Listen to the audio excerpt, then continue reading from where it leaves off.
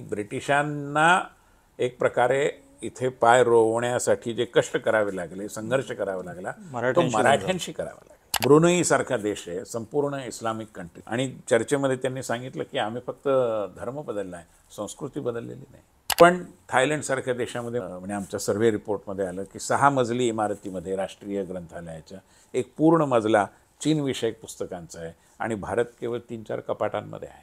लोकशाही आपल्या नसानसात आहे, रक्तात आहे, कारण ती आपल्या संस्कृतीत आहे. आपण एक आध्यात्मिक लोकशाही आहोत. ICCRची टर्म तुमची आता संपते, आता पुढे काय नेमकं? आणि कधी कधी लोकसभेसाठी पण चर्चा असते, तुम्ही लढणार आहात? असं आहे, आमच्याकडे एक पोस्टकार्ड थिअरी असते. मागे संघाच्या प्रचारकांच्या बाबतीत हे म्हटलं जायचं की आपण एक पोस्टकार्ड आहोत, पत्ता काय लिहायचा ते संघटना ठरवेल. बाकी सगळे राष्ट्रीय पक्ष असे कागद उभा फाटावा तसे फुटले, फाटले, तुटले. भारतीय जनता पार्टी तुटला नाही. नमस्कार, मी प्रशांत कदम. देशाच्या राजधानीमध्ये खरं तर गेल्या अनेक दशकांपासून, शतकांपासून मराठी माणूस जो आहे तो राजकारणाच्या केंद्रस्थानी राहिलेला आहे. स्वातंत्र्य चळवळीमध्ये सुद्धा मराठी माणसाचं योगदान जे आहे ते खूप मोठं राहिलेलं आहे. पण स्वातंत्र्यानंतरचं जे गेल्या काही दशकातलं राजकारण आहे तेव्हा वारंवार ही चर्चा होत असते की दिल्लीमध्ये स्थिरावताना मराठी माणूस जो आहे तो नेमका कुठे कमी पडतो का, किंवा त्याच्याबद्दल ज्या काही अढी समजुती दिल्लीमध्ये आहेत त्याच्यामुळे त्याला काही त्रास होतो का. याच सगळ्या संदर्भात आज आपण जे एक मराठी व्यक्तिमत्व गेल्या काही वर्षांपासून दिल्लीत स्थिरावलेलं आहे आणि वेगवेगळ्या संस्थांवरती त्यांनी वेगवेगळ्या जबाबदाऱ्या सांभाळलेल्या आहेत, त्यांच्याशी बातचीत करणार आहोत. आणि त्यांचे अनुभव जे आहेत राजधानी दिल्लीमध्ये स्थिरावतानाचे ते नेमके कसे काय होते आणि काय नेमकी त्याच्यातली आव्हानं होती हे पण आपण समजून घेणार आहोत. माझ्यासोबत आहेत डॉक्टर विनय सहस्त्रबुद्धे, जे राज्यसभेचे माजी खासदार पण आहेत आणि ICCR म्हणजे भारतीय सांस्कृतिक संबंध परिषदेचे गेल्या 6 वर्षांपासून ते चेअरमन आहेत. ही एक अशी संस्था आहे जी देशाचे इतर राष्ट्रांसोबतचे जे संबंध आहेत त्याच्याबद्दल एक खूप महत्त्वाचं काम करते. आणि अगदी माजी पंतप्रधान अटल बिहारी वाजपेयी असतील, PV नरसिंह राव असतील, यांनी सुद्धा या संस्थेचा कार्यभार जो आहे तो सांभाळलेला आहे. सर, खूप खूप स्वागत आहे तुमचं. धन्यवाद. काय वाटतं, म्हणजे गेल्या अनेक वर्षांपासून तुम्ही आता दिल्लीत आलेला आहात. तुमची पण सुरुवात म्हणजे तुम्ही रामभाऊ म्हाळगी प्रबोधिनीचे उपाध्यक्ष म्हणून काम करत होतात, नंतर मग भाजपच्या वेगवेगळ्या जबाबदाऱ्या सांभाळत इथपर्यंत आलात, राज्यसभा सांभाळली आणि मग आता ICCR सारखी संस्था. काय नेमकी चॅलेंजेस वाटतात दिल्लीत येतानाची? असं आहे की सुरुवातीला मराठी माणसाला दिल्लीबद्दलचा एक तिटकारा असतो, दिल्लीबद्दलचं एक दडपण असतं. आणि तिटकाऱ्याचं कारण असं की दिल्लीच्या स्वभावात एक राजकारण आहे, एक कॅल्क्युलेशन आहे, आणि त्यामुळे दिल्लीमधला विशेषतः राजकीय वर्तुळातला माणूस हा खूप कॅल्क्युलेटेड असतो, अशी एक समजूत आहे, बरीचशी दृढ आहे, कदाचित खरी पण आहे. आणि दुसरी गोष्ट अशी की म्हणजे साधारण कामापुरतंच दिल्लीकर संबंध ठेवतात, त्याच्या पलीकडे फार जात नाहीत. मनुष्य संबंधांची जी काही आपली एक गुणवत्ता असते ती तेवढी चांगली असत नाही, असे काही समज आहेत, प्रवाद आहेत. आणि दुसऱ्या बाजूने हेही खरं आहे की मुंबईसारख्या किंवा महाराष्ट्रातल्या वातावरणाला जो अधिक रुळला आहे अशा माणसाला मुंबईचा जो प्रोफेशनलिझम आहे आणि त्या प्रोफेशनलिझमच्या बरोबरीने असलेला जो वॉर्मथ आहे, संबंधांची जी एक ऊर्जा आहे, ती कधी कधी दिल्लीत मिळत नाही असं सुरुवातीला वाटतं. बऱ्याच जणांना हे वाटत आलेलं आहे. मलाही सुरुवातीला असं वाटायचं. मी 2010 आमचे त्यावेळेचे राष्ट्रीय अध्यक्ष नितीन गडकरी यांचा राजकीय सल्लागार म्हणून काम करत होतो आणि त्यांच्याच सूचनेनुसार मी म्हाळगी प्रबोधिनीचं काम सांभाळायचो आणि हेही करायचो. त्यामुळे अर्धा आठवडा तिकडे, अर्धा आठवडा इकडे असा माझा प्रवास व्हायचा. पण कधी कधी असं व्हायचं सुरुवातीच्या वर्षांमध्ये की समजा एखादं काम 5 वाजता संपणार असेल तर आपण 7-7:30 वाजताची जी काही फ्लाईट असेल ती घेऊन जावं, इतकं असं वाटायचं की म्हणजे दिल्लीमध्ये जी कम्फर्ट लेव्हल असते ती तेवढी वरच्या पातळीवरची नव्हती. पण हळूहळू हे बदलत गेलं. याचं कारण मला हे लक्षात आलं की दिल्ली तुम्हाला एक राष्ट्रीय आणि आंतरराष्ट्रीय एक्सपोजर देते, एक अनुभव देते, एक जाण तुमच्या मनामध्ये निर्माण करते. आणि जसं समाजामध्ये सगळीकडेच असतं, सगळीच माणसं काही कॅल्क्युलेटेड असतात असं खरं नाही. आणि दिल्लीत राजकीय पद्धतीने किंवा हिशोबी पद्धतीने वावरणारी लोक जरी असली तरी शेवटी ती माणसंच आहेत. आणि त्यांच्यातलं माणूस पण तुम्ही समजून घेऊन त्यांच्याशी जर संपर्क केला, संवाद साधला, तर निश्चितपणे खूप चांगले अनुभव येतात, खूप शिकायला मिळतं. बरं. आणि त्यामुळे मुंबई आणि दिल्लीमधलं अंतर हे जेवढं भौगोलिक अंतर आहे त्यापेक्षा खूप मोठं अंतर आहे. पण कुठल्या कुठल्या गोष्टींची काळजी घ्यायला पाहिजे मराठी माणसानं दिल्लीमध्ये स्थिरायचं असेल तर? कारण आपल्याला सुद्धा एक दिल्लीमध्ये असं म्हटलं जातं की मराठी माणूस दिल्लीमध्ये येतो पण तो थांबत नाही, म्हणजे टिकून पाय रोवून ठेवणं. त्याचं कारण हेच आहे की दिल्लीच्या वातावरणाने तो थोडा असहज होऊन जातो, थोडासा त्याला तो विचलित होतो. त्याला जे अपेक्षित असतं महाराष्ट्रासारख्या ठिकाणी किंवा अन्य प्रांतांमध्ये, जे त्याला मनुष्य संबंधांचे ऊर्जेचे अनुभव येतात, ते कधी कधी मिळत नाहीत. आणि त्यामुळे ते भांबावून एक प्रकारची तिटकाऱ्याची भावना घेतो आणि मग आक्रसून घेतो. मला असं वाटतं की इथे चुकतं. बरं. मी आता गेली अनेक वर्ष ज्या काही मराठी कलाकारांना ICCR किंवा अन्य लोकांना, इथे IASचा अभ्यास करायला बरीच तरुण मुलं येतात, हो. या सगळ्यांना माझं एक आग्रहाचं सांगणं असतं की दिल्लीत जेवढं अधिक तुम्ही इनरोड्स कराल, जेवढं भेटाल लोकांना, जेवढं जाल, जेवढं आपल्या अस्तित्वाची चुणूक दाखवून द्याल, तेवढी दिल्ली तुम्हाला आपलंसं करते. बरं.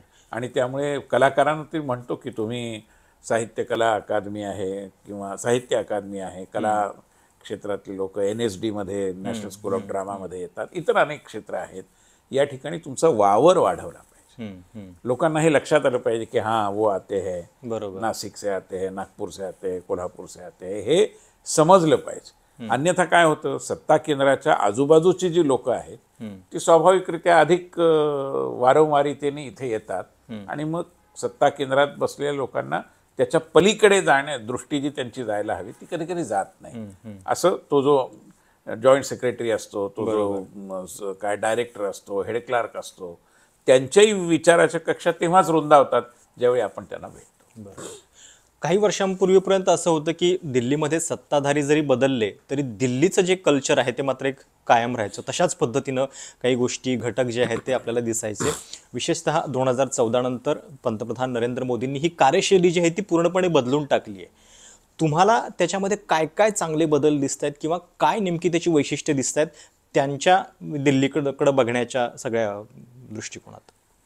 बऱ्याच जणांनी सुरुवातीच्या वर्ष-2 वर्षातच या पद्धतीच्या प्रतिक्रिया व्यक्त केल्या होत्या की दिल्लीत आता सरकारी अधिकारी, ज्यांना बाबू म्हटलं जातं, हे कामं करताना दिसतात. पूर्वी विशेषतः हिवाळ्याच्या दिवसामध्ये लोक उशिरा कामावर यायची, गोल्फ खेळायला जायची, इतर काही को करिक्युलर ॲक्टिव्हिटीजमध्ये रमायची. आता तसं नाही आहे. एकतर सगळीकडे आपण आता बायोमेट्रिक अटेंडन्स घ्यायला लागलो, त्यामुळे आमच्या ICCRच्या ऑफिसमध्ये असेल, अन्यत्र सरकारी कार्यालयांमध्ये लोकांची हजेरी लागते, लोक त्यांच्या कार्यासनावरती आपल्याला उपलब्ध होतात आणि एक वेगळी कार्यसंस्कृती हळूहळू का होईना परंतु सरकारी कार्यालयांमध्ये अनुभवाला येते. त्यामुळे हा एक खूप चांगला सकारात्मक बदल आहे असं मला वाटतं. दुसरी गोष्ट अशी आहे की सध्याच्या काळामध्ये ज्या पद्धतीने सरकारी योजनांची रचना झालेली आहे, बाप दाखव नाही तर श्राद्ध कर असं आहे. त्यामुळे वेगवेगळ्या पद्धतीने वश करून आपला नंबर लावण्याची जी एक प्रवृत्ती होती तिला मला असं वाटतं की अटकाव बसला आहे बऱ्यापैकी.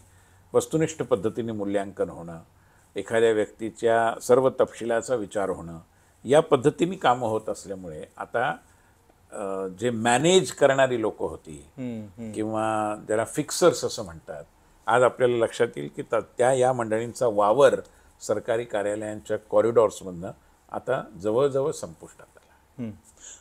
पण म्हणजे आता काँग्रेस असेल किंवा भाजप असेल, दोन वेगवेगळ्या विचारधारा आहेत, पण तिथं आम्ही बघतो की मराठी माणसावरती विश्वास जो आहे तो संघटनात्मक काम करताना खूप अधिकतेनं ठेवला जातो. विशेषतः कारण आपली ती एक मला वाटतं स्वभाव शैलीच आहे की आपल्याला संघटनात्मक काम करण्यात खूप रुची असते. तर एकूण देशाचं सगळं चित्र बघता हा आपला स्वभाव जो आहे संघटनात्मक दृष्टीनं काम करण्याचा तो जास्त गहिरा आहे. काय वाटतं तुम्हाला? आणि भाजपमध्ये काम करताना त्याबद्दलचे काय अनुभव आले? असे भारतीय जनता पार्टीत तर जसं कुशाभाऊ ठाकरे आमचे अध्यक्ष होते, म्हणजे ते जरी मध्य प्रदेशातले असले तरी ते मूळ मराठीच होते. नानाजी देशमुखांचं इतकी वर्ष दिल्लीत वास्तव्य होतं, एक प्रभाव होता, एक वडिलकीचं स्थान त्यांचं होतं. खुद्द अटलजींना मराठी बोलता यायचं. ग्वाल्हेरच्या सगळ्या वातावरणात त्यांनी मराठीशी चांगली मैत्री केलेली होती. त्यामुळे मराठी भाषा, मराठी माणूस यांच्या बाबतीत भारतीय जनता पार्टीमध्ये अनेकदा अनुभवाला येतं की खूप चांगली आदराची, सन्मानाची अशीच भावना आहे. अनेक संघाचे प्रचारकही महाराष्ट्रातून आलेले, दिल्लीत वावरलेले असे आहेत.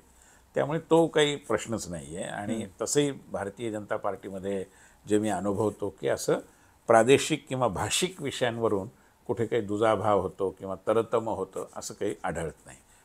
दिल्लीच्या बाबतीत म्हणायचं झालं तर दिल्लीमध्ये मराठी माणसाची प्रतिमा खरोखरच खूप चांगली आहे की ही माणसं प्रामाणिक असतात, कष्टाळू असतात, दिलेला शब्द सामान्यपणे पाळतात असं आहे. परंतु मी म्हटलं तसं मराठी माणसाचं संपर्क क्षेत्र अधिक व्यापक होणं आणि दिल्लीमध्ये मराठी माणसाचा दबदबा निर्माण होणं याकरता अजूनही खूप काही करण्याची गरज आहे. मराठी माणसांनी करण्याची गरज आहे. जसं आता दिल्ली मराठी प्रतिष्ठानने काम सुरू केलं आहे आणि काही वर्षांपासून ते दिल्ली विजय दिवस 11 फेब्रुवारीला ज्यावेळी महादजी शिंदेंनी दिल्लीवरती आपलं एक वर्चस्व निर्माण केलं आणि पुढे प्रत्यक्ष सत्तेवर तरी ते नसले तरी सत्तेची सगळी सूत्र जवळजवळ 30 वर्ष म्हणजे 1803 पर्यंत ही मराठ्यांच्या ताब्यात होती, 1773 पासून. ओके. आणि ब्रिटिशांना एक प्रकारे इथे पाय रोवण्यासाठी जे कष्ट करावे लागले, संघर्ष करावा लागला, तो मराठ्यांशी करावा लागला. आणि त्यामुळे मराठी माणसाचं हे योगदान आहे. तर ते लोकांच्या नजरेला आणून देणं, त्या दृष्टीने मराठी कार्यकर्तृत्वाचा ऐतिहासिक काळापासून आत्तापर्यंतचा जो इतिहास आहे तो सारखा समोर येत जाणं, मराठी माणसं जी वेगवेगळ्या क्षेत्रामध्ये आहेत, आमचे ज्ञानेश्वर मुळे मराठी अधिकाऱ्यांना एकत्रित करतात, काही जण महाराष्ट्रातून आलेल्या आपल्या IASची तयारी करणाऱ्या विद्यार्थ्यांसाठी काही ना काही काम करताना दिसतात. तर अशा पद्धतीने मराठी माणसांचं एक कन्सॉलिडेशन होणं, एक चांगल्या पद्धतीने त्यांची पकड निर्माण होणं, त्यांचा एक दबदबा निर्माण होणं हे आवश्यक आहे. त्याकरता सकल मराठी समाजाने दिल्लीतल्या अधिक संघटितपणे प्रयत्न करण्याची गरज आहे. सलग 2 टर्म जवळपास 6 वर्ष तुम्ही ICCR सारख्या एका नामांकित संस्थेचं अध्यक्षपद भूषवलं. कुठल्या गोष्टीचं जास्त समाधान आहे की 6 वर्षामध्ये आपल्याला हे करता आलं आणि काय नेमकं चॅलेंजेस या सगळ्या काळामध्ये जाणवले? असे समाधान फार मानण्याचा पिंड बरा नाही, याचं कारण आपण मग अल्पसंतुष्ट होतो. त्यामुळे मी त्या अर्थाने पण एक गोष्ट अशी बदलू शकलो आपण. पण एक महत्त्वाची गोष्ट अशी आहे की भारताविषयीची जगातली जी जाणकारी आहे ती वाढवण्याकरता आपल्याला खूप काही केलं पाहिजे, खूप काही करता येण्याचे मार्ग उपलब्ध आहेत याची जाणीव म्हणजे भारतीय सांस्कृतिक संबंध परिषदेच्या सर्व परिवारामध्ये निर्माण करण्यासाठी प्रयत्न करता आले. ते कसे केले तेही मी सांगतो. आणि दुसरी गोष्ट, संस्कृती नावाचा जो विषय आहे ज्याच्याकडे बघण्याची एक पारंपरिक पद्धत आहे, त्यामुळे त्याचा जो परीघ आहे तो पूर्ण आकलनातच येत नाही. तो जो परीघ आहे तो सगळ्यांच्या नजरेसमोर यावा, आकलनात यावा, विचार विश्वाचा भाग व्हावा याकरता काही प्रयत्न करता आले, याचं समाधान आहे.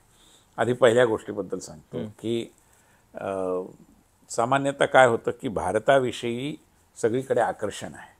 भारत कलरफुल आहे, इथल्या संस्कृतीचं प्रेम आहे, इथल्या अनेक विषयांबद्दलचं जगभरामध्ये सगळ्यांना कुतूहल आहे आणि त्यामुळे भारताचा द्वेष करणारा समुदाय कुठेतरी आहे असं सामान्यतः आपल्याला जगात कुठेही आढळलं.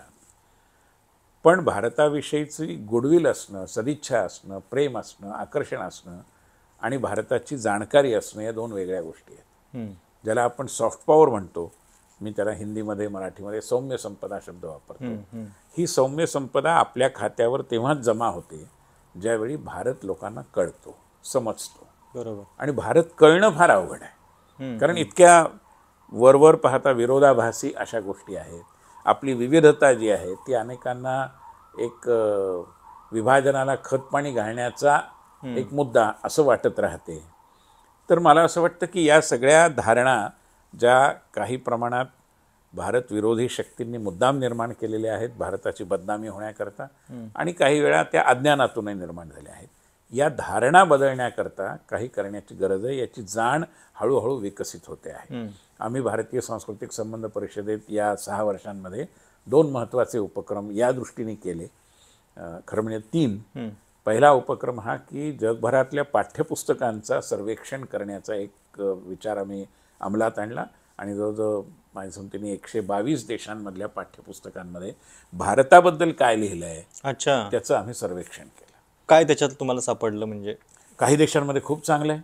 जसं चीनच्या पाठ्यपुस्तकांमध्ये भारताची खूप थोरवी गायलेली आहे, गोडवे गायलेली आहेत, अतिशय चांगलं लिहिलेलं आहे. कुठल्या गोष्टीचं जास्त आकर्षण म्हणजे किंवा रिफ्लेक्शन दिसलं? मुख्यतः भारत ही हा एक ज्ञान समाज आहे, नॉलेज सोसायटी आहे. भारताची संस्कृती खूप महान आहे. भारतीय कलाकारांनी खूप चांगली मॉन्युमेंट्स म्हणू, स्मारक शिल्प म्हणू अशी निर्माण केलेली आहे. भारतीय विद्या याच्याविषयी, आपली महाकाव्य, वेद, पुराणं यांच्याविषयी खूप चांगली माहिती मिळते. तेहरानसारख्या, इराणसारख्या देशामध्ये तेहरान विद्यापीठात आज उपनिषद शिकवला जातो, जो आपल्याकडे सुद्धा अनेक विद्यापीठात शिकवला जात नाही. हे त्यातनं कळलं आम्हाला.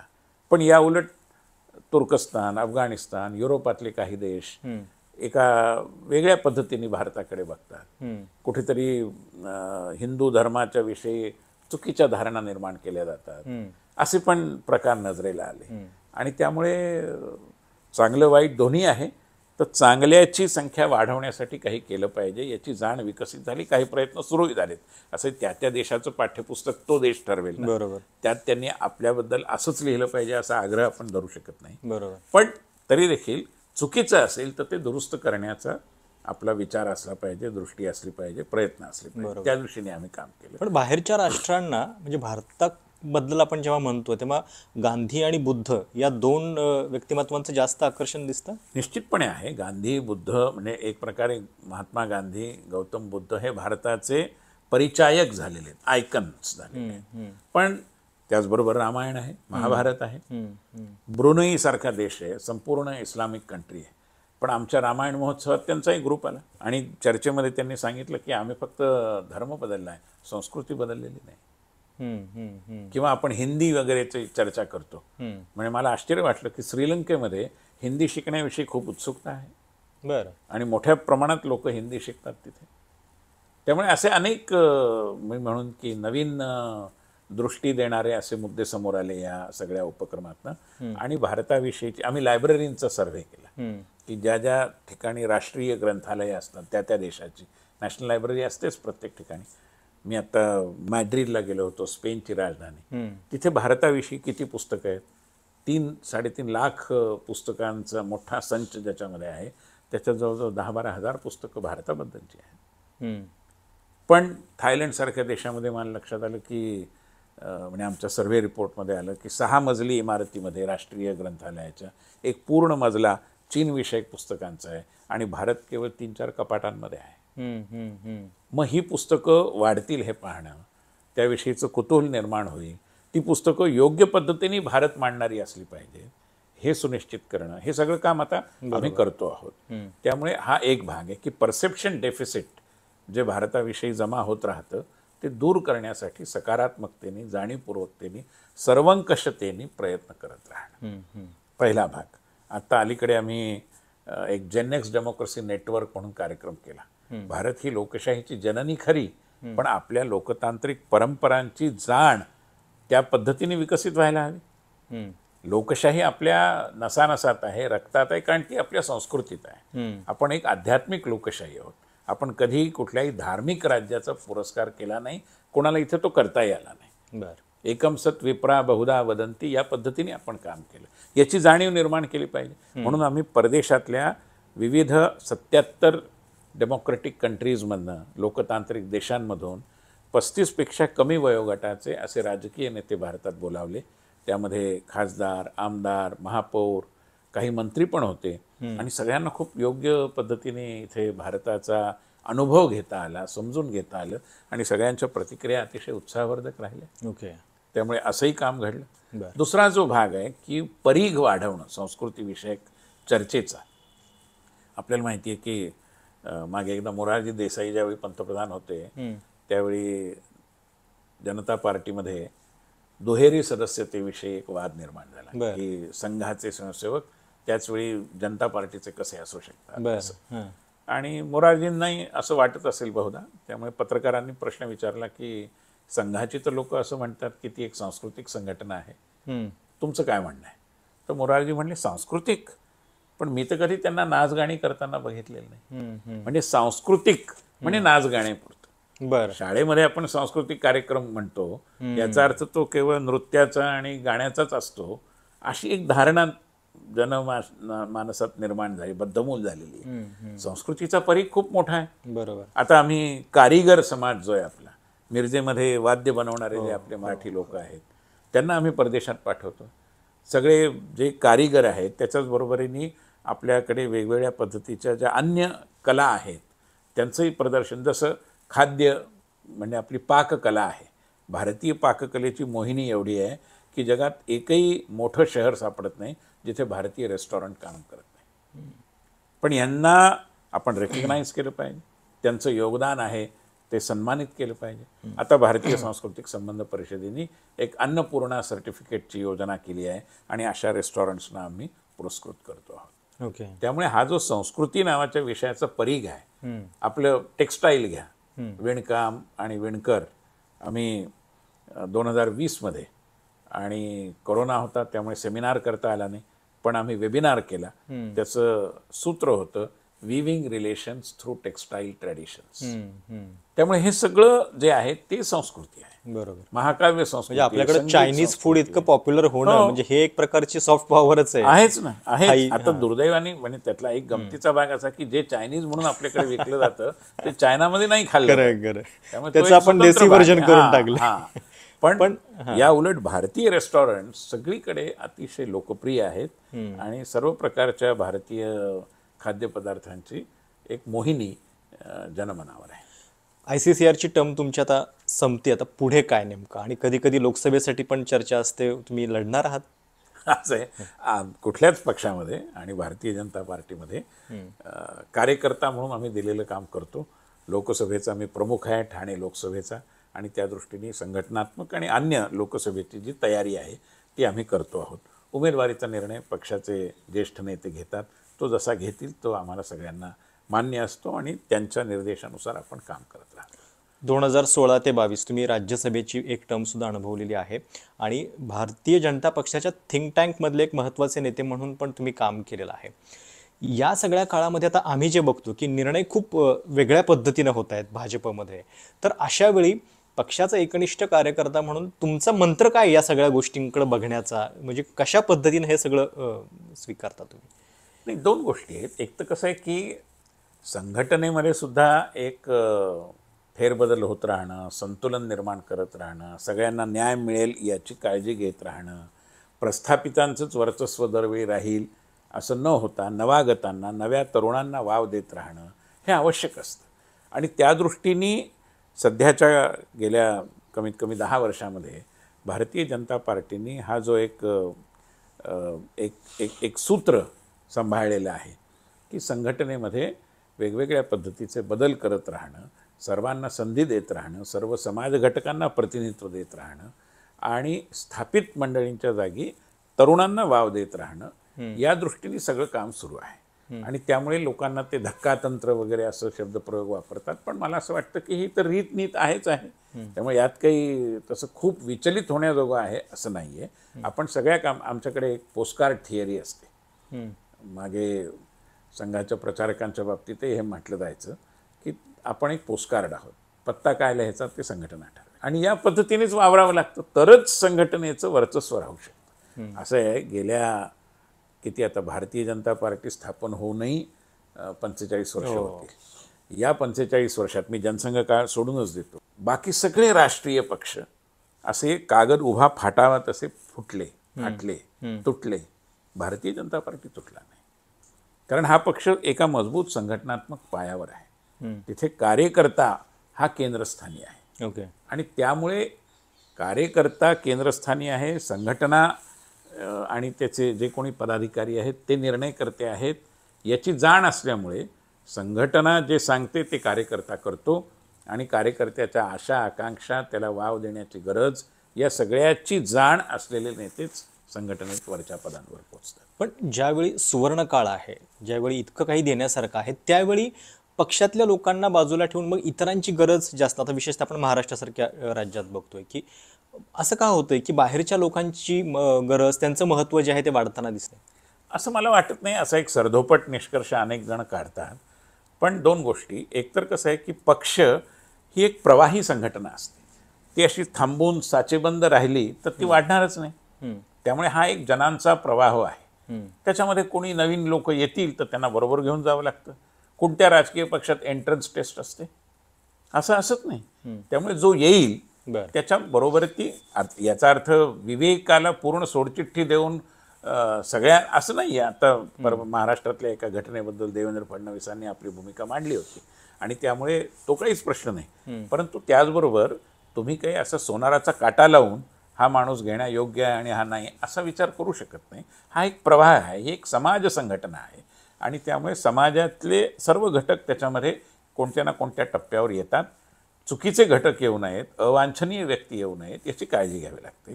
त्यामुळे तो मुद्दा नाही आहे.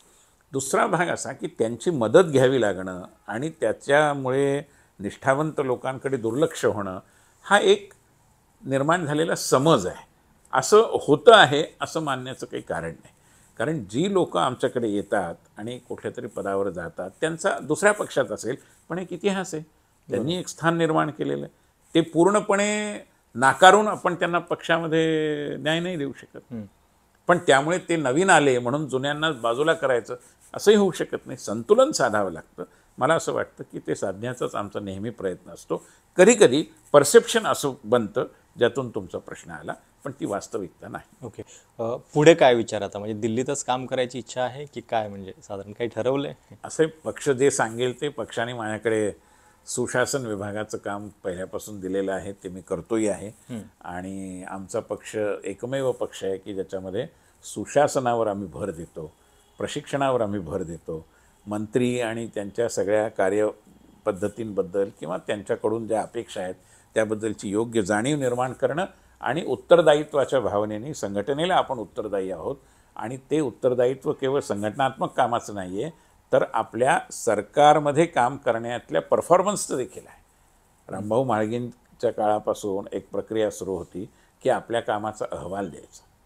आमच्याकडे ती प्रक्रिया अजूनही होते आणि मी स्वतः माझ्या कामाचा रिपोर्ट देतो.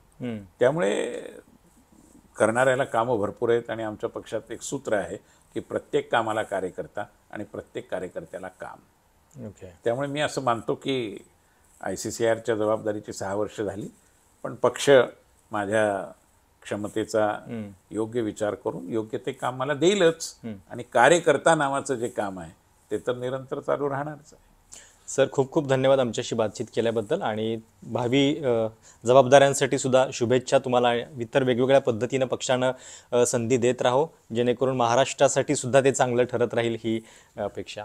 तर हे होते डॉक्टर विनय सहस्त्रबुद्धे. आणि हे केवळ त्यांचं मनोगत नाही आहे, म्हणजे दिल्लीमध्ये त्यांचे जे अनुभव आहेत त्याच्यातून एकूणच पद्धतीनं मराठी माणूस जेव्हा दिल्लीमध्ये येतो तेव्हा त्याचे नेमके काय काय चॅलेंजेस आहेत, तो कशा पद्धतीनं दिल्लीकडे बघतो आणि एक वेगळं जे स्थित्यंतर सध्या दिल्लीमध्ये घडतं आहे त्याचे ते स्वतः साक्षीदार आहेत. दशकभरापेक्षा जास्त काळ ते स्वतः दिल्लीमध्ये आहेत आणि अतिशय जवळून या सत्ताकारणाशी ते सगळे संबंध ठेवून आहेत. त्यामुळे आपण त्यांच्याशी बातचीत केली आणि त्यांचे सगळे हे अनुभव जाणून घेतले. हा व्हिडिओ तुम्हाला कसा वाटला, तुमच्या काही कमेंट्स असतील, सूचना असतील तर त्या नक्की कळवा. चॅनल सबस्क्राईब करायला देखील विसरू नका. धन्यवाद.